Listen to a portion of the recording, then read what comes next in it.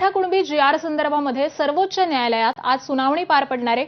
OBC संघटनांकडून दाखल याचिकेवरती ही सुनावणी होणार आहे। न्यायमूर्ती विक्रम नाथ आणि संदीप मेहता यांच्या खंडपीठासमोर मराठा कुणबी शासन निर्णयाला आव्हान देणाऱ्या याचिकेसंबंधी ही सुनावणी होणार आहे। ओबीसी कार्यकर्ते मंगेश ससाणे यांनी दाखल केलेल्या याचिकेत मुंबई उच्च न्यायालयाला मराठा कुणबी आरक्षणासंबंधी शासन निर्णयाला आव्हान देणाऱ्या याचिकेवरती लवकर सुनावणी घेण्याचे निर्देश हे देण्यात यावेत अशी मागणी सर्वोच्च न्यायालयाकडे करण्यात आली आहे।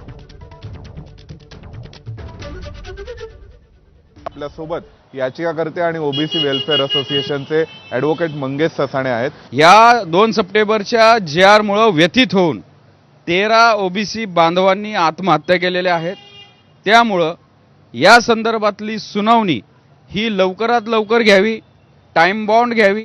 त्यासाठी आम्ही एक्सपिडिएट करण्यासाठी हायकोर्टाला माननीय सर्वोच्च न्यायालयाने डायरेक्शन्स द्यावे प्रायोरिटी बेसिसवर आणि एखादा बेंच तयार कॉन्स्टिट्यूट करून एक 5 आठवडे किंवा एक 8 आठवडे अशा 1.5 महिना 2 महिन्यामध्ये ही सर्व सुनावणी पूर्ण करून याला इंटरिम स्टे बाबतचं जे आमचं काय आम्ही जे प्रेस केलं होतं मागच्या रिट पिटिशनमध्ये हायकोर्टामध्ये त्या इंटरिमला नकार दिला होता माननीय उच्च न्यायालयाने। तर त्या संदर्भात सुद्धा आपण हायकोर्टाला डायरेक्शन्स द्यावे आणि लवकरात लवकर याबाबत सुनावणी घेऊन निर्णय करण्यात यावा अशी आमची या SLP मध्ये आमच्या 2-3 मागण्या आहेत। आमचं म्हणणं फक्त एक आहे की सर्व मॅटर क्लब करण्यात यावे। जी PIL आहे माझी ती त्या सर्व मॅटर बरोबर क्लब करण्यात यावी आणि हायकोर्टाला डायरेक्शन्स द्यावे की हे जे सगळं 2 सप्टेंबर जी.आर. संदर्भातील सगळ्या याचिका आहेत आणि जनहित याचिका आहेत त्या एक्सपिडिएट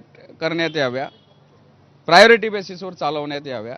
त्यामुळं आज या जी.आर. संदर्भामध्ये जर काही असतं त्याला आम्ही जर इंटरिम आम्ही काय रिलीफ मागितला असता तर नक्कीच इथं बाजू ऐकून घेतली असती।